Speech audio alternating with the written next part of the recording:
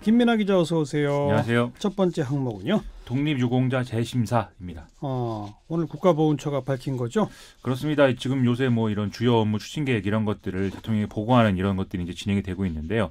오늘은 국가보훈처가 업무보고 내용을 밝혔습니다. 예. 여기서 이제 독립유공자 포상 보류자 2만 4천여 명에 대한 재심사를 실시하겠다 이런 내용이 이제 들어있다라는 건데요. 예. 이 중에는 광복 후 좌익활동 경력자 298명이 또 포함이 돼 있다고 합니다.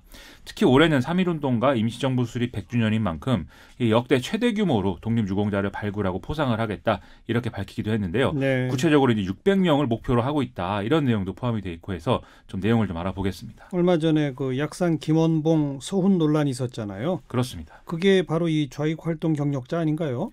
이 지난해에 독립유공자 선정 기준 개정이 돼서 광복 후 좌익활동 경력자도 포상할 수 있도록 됐다 이런 얘기가 나와서 예. 그렇다면 약산 김원봉 선생도 포함이 되는 거냐 이런 논란이 있었죠. 말씀드리고요. 그러니까요.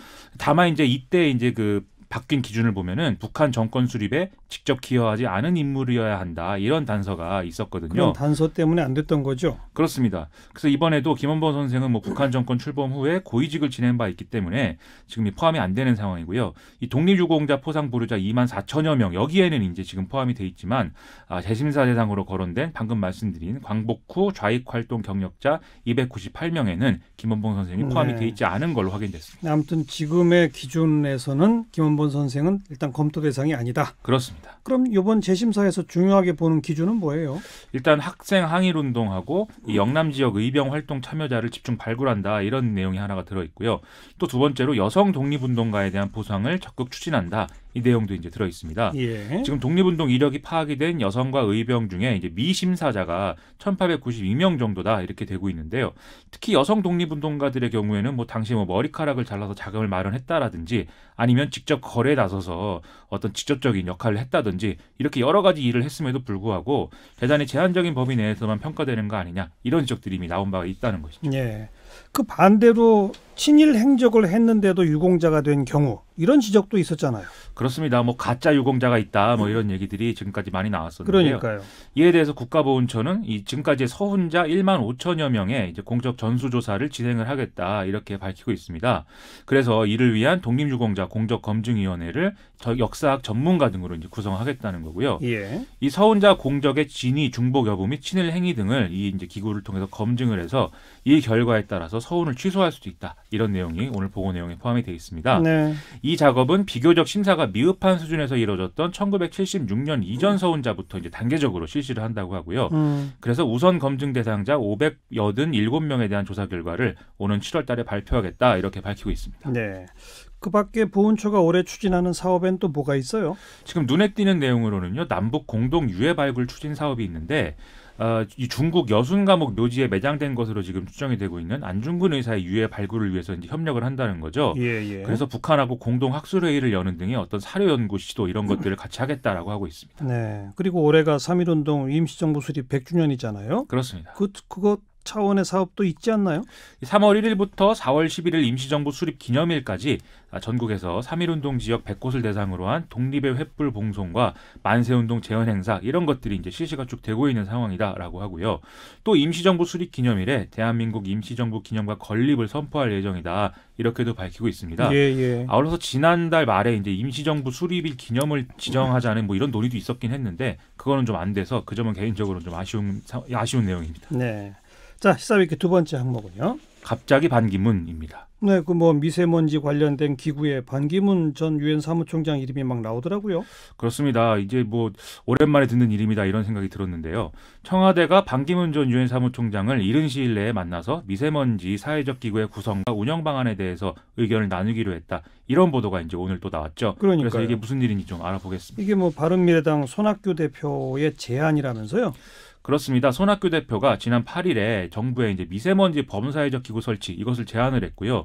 위원장으로 반기문 전 사무총장을 추천을 하면서 이 얘기가 쭉 진행이 되어온 것인데요. 네. 해외 순방 중인 문재인 대통령이 어제 손학규 대표의 제안을 적극 수용할 것을 청와대 참모들에게 지시를 하면서 이 논의가 좀 급물살을 타는 그런 분위기입니다. 예. 그래서 이제 노영민 청와대 비서실장이나 또는 김수현 정책실장이 이제 반기문 전 총장을 곧 만난다 이런 얘기가 오늘 이제 구체적으로 나오게 된 것이죠. 일단 모양새가 뭐 뭐 나쁘진 않은데요.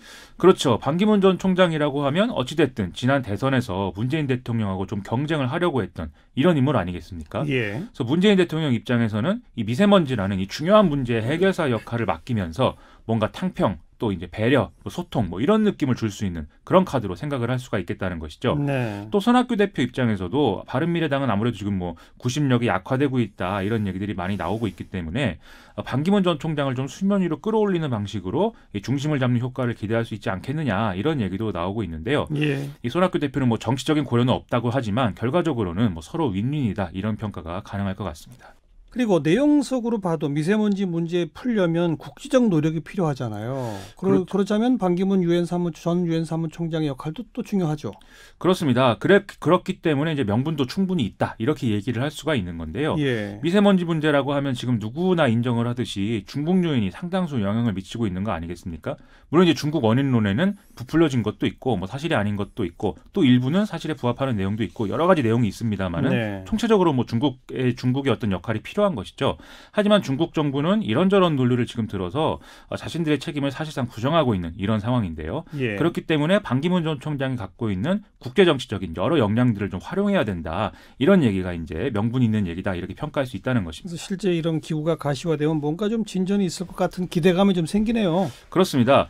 국회는 또 오늘 미세먼지를 사회재난에 포함을 시켜서 미세먼지 문제 해결에 예비비 등의 국가 예산을 투입할 수 있도록 하는 재난 및 안전관리기본법 개정안을 이제 통과를 시켰고요.